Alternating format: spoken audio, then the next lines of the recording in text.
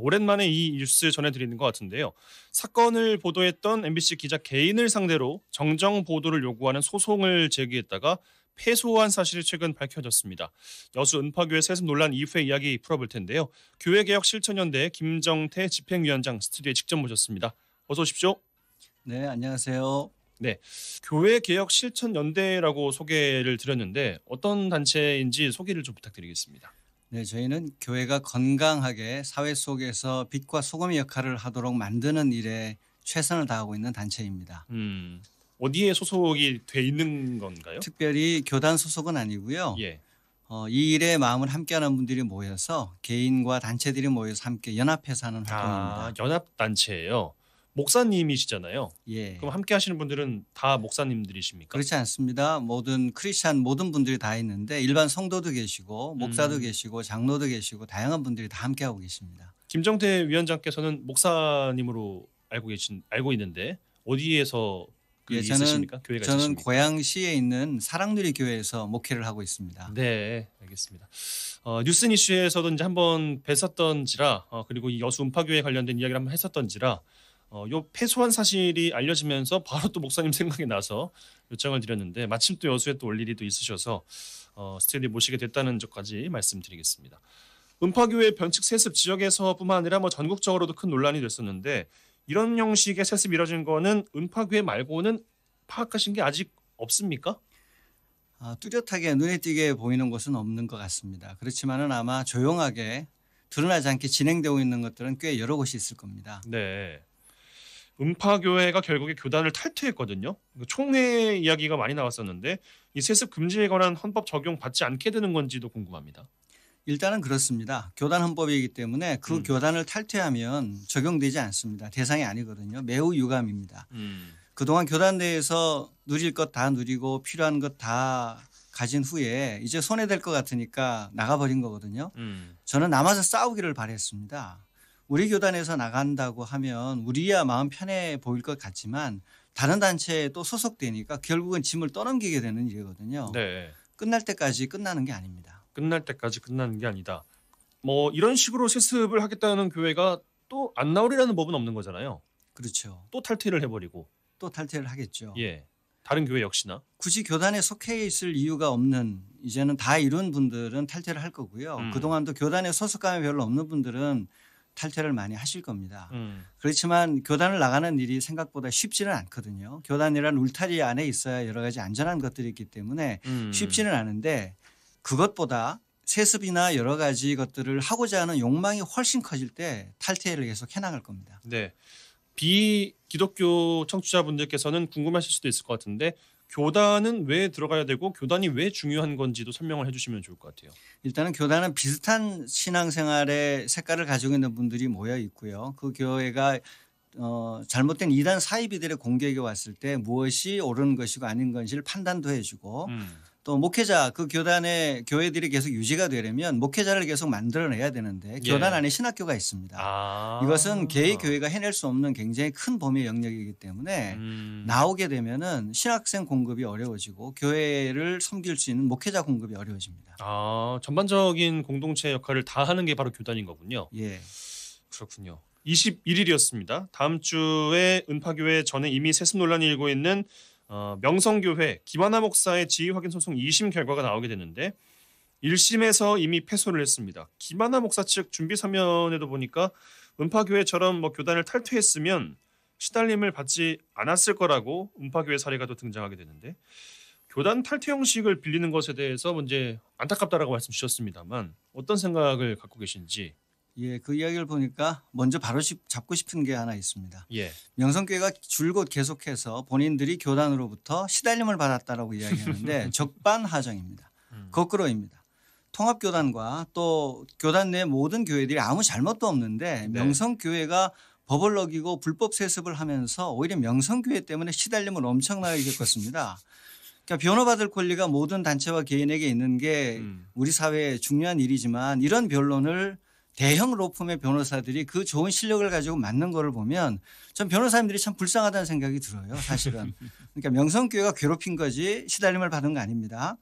그리고 이제 두 가지를 말씀드릴 수 있을 것 같은데요. 첫 번째가 세습을 하고 싶었으면 애초에 교단을 먼저 탈퇴했어야죠. 이제 와서 그 이야기를 하지 말고. 자기 이익을 위해서 큰 교단 하나를 쑥대밭으로 만든 명성교회 측에서 일말의 양심이라도 있다면 우리가 은파교회처럼 했으면 시달림 안 받았을까 하는 말을 하지를 말아야 됩니다.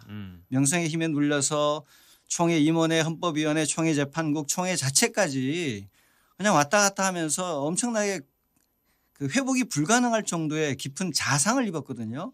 미안한 마음 하나도 없고 오히려 본인들이 피해자라고 말하니까 굉장히 좀 당황스럽고요. 뭐 원론적인 이야기지만 둘째로는 세습은 세습 방지법이 있느냐 없느냐의 문제가 아닙니다. 교회의 본질에 관한 거니까요. 교회는 절대로 교인들의 것이 아닙니다. 교회는 사회 전체의 것입니다. 그 생각을 가지지 못하니까 교회를 자기 개인의 재산으로 생각해서 세습하고 내 교회가 문제없으니 문제없다라고 생각하는데 법이 없으니 괜찮다는 생각 자체가 교회가 이미 본질을 잃어버린 것입니다. 2심 결과는 어떻게 예측하십니까? 1심과 비슷하지 않을까요? 패소. 예.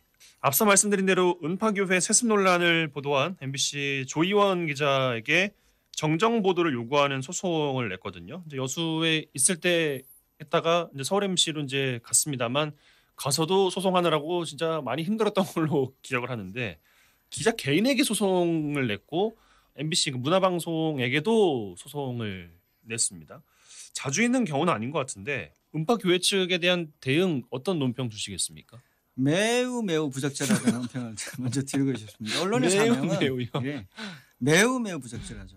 언론의 사명은 성역을 두지 않고 사회를 감시하는 일입니다. 그 일을 하라고 사회가 공적으로 언론 기자들에게 방송국에 위탁한 일이죠. 사실 돈에 휘둘리지 말고 대중에게 휘둘리지 말고 진실을 있는 그대로 보도해 주어라. 그런데 조희원 기자님은 오히려 박수 받아야 될 분이에요. 그러니까 이런 형태의 고소 고발을 남발하는 이유는 주로 그동안 이단과 사이비가 주로 했습니다. 이단 사이비 문제를 건드리는 분들을 개인적으로 공격해서 더 이상 다른 사람이 또 그 일에 나서지 못하게 하려고 하는 건데 협박이잖아요. 이건 굉장히 부적절합니다. 성경의 말씀에 따르면 오른뺨을 때리면 왼뺨도 돌려대라는 게 가르침이거든요. 오보라 하더라도 그런 오해를 빚게 만든 우리의 처신에 대해서 죄송하다고 먼저 사과하고 머리를 조아리는 게 도리고요. 그러나 이 같은 경우는 명백하게 사실 보도를 했으니까 오히려 감사해야 되고 이렇게 사실 보도를 했는데도 우리가 못 고쳤으니 왼뺨도 때려달라고 심층 보도를 오히려 요청해야 될 상황입니다. 박수 받아야 될 분들을 협박하여 그 일을 못하게 만드는 것은 거듭 말씀드리지만 매우 부적절한 일입니다. 매우 부적절하다는 게 목사님께서 하실 수 있는 최대한의 표현이신 것 같은데. 더 크신 말을 할 수 있겠지만 여기까지 해야 될 것 같습니다. 결국에는 이제 패하면서 관련된 소송에 대한 비용까지 다 내라 뭐 이렇게 판결이 나왔던데 명성교회 경우에 세습금지법 어기고도 김하나 목사 실질적으로 목회를 하고 있거든요. 총회 헌법의 세습금지법을 어길 경우에 처벌 조항 같은 건 없습니까? 세습금지법을 어겼을 때 그 항목에 대해서는 이렇게 처벌한다. 그렇게 이제 직접 연관되는 규정은 법 자체는 없고요. 대신에 총회법 안에는 권징이라는 큰 카테고리 안에 개인과 단체가 총회법을 어겼을 경우에 하는 일반적인 처벌 조항들이 자세하게 있습니다. 목사의 경우에는 노회와 총회 재판국의 판결을 통해서 여러 단계의 벌을 줄 수 있거든요. 뭐 견책이라고 꾸짖는 것에서 시작해서 일정한 기간 동안 일을 못하게 하는 시무 중지, 시무 해임도 할 수 있고요. 가장 무겁게는 면직, 목사직 박탈까지 할 수 있습니다. 그건 이론상의 문제인데 그러나 실질적으로 이런 처벌이 제대로 집행되는 경우는 굉장히 어렵습니다. 명성교회 같은 경우 예를 들어 보면 뭐 동남노회라는 한 노회를 유력한 자기 편 인사들을 동원해서 쥐락펴락 해왔거든요. 그런 안건이 고소고발이 올라가지 못하게 차단하고 올라가도 진행되지 않도록 하는 게 그동안 해왔던 일이기 때문에 어떻게 보면 속수무책일 수밖에 없는 거죠. 안타까운 일입니다. 세습 방지위에서 뭐 노회나 총회에서 지금 이제 할 수 있는 역할은 뭐가 있다고 보십니까? 있는 법을 지키겠다는 단호한 의지가 더 필요한 것 같아요. 수습안이라도 내서 결의안이라도 내서 노회나 총회에서 세습금지법은 반드시 지키겠다. 지키지 않는 교회에 대해서는 신속하게 법 집행을 할 수밖에 없다라는 의결을 좀 하면 좋겠고요. 그리고 세습에 반대하시는 분들이 저변에는 꽤 많이 있는데 조직화되지 못했습니다. 그거를 조직화해서 목소리를 내는 일이 굉장히 중요할 것 같습니다. 조직화되지 못했던 이유는 따로 있습니까?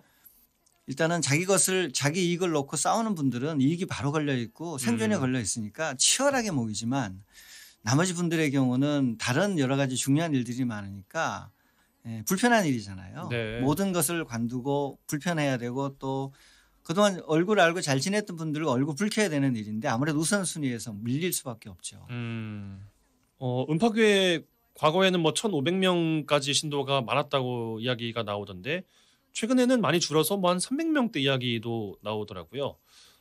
많이 좀 혼란스러워 하시는 지역사회 교회인들도 계실 것 같은데 끝으로 어떤 말씀 좀 주시겠습니까?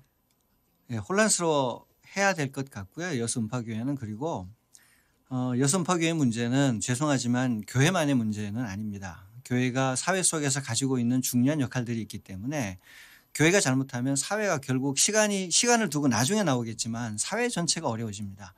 그러면 시민사회가 끊임없이 여수 은파교회가 그 일을 철회할 수 있도록 좀 계속하여 감시해주고 이 일에 반대하는 분들, 세습을 반대하는 분들에게 힘을 실어주셨으면 좋겠습니다. 네, 알겠습니다. 오늘 먼 걸음에서 여수까지 와주셔서 대단히 고맙습니다. 매우 고맙습니다. 네, 교회개혁 실천연대 김정태 집행위원장과 말씀 나눴습니다.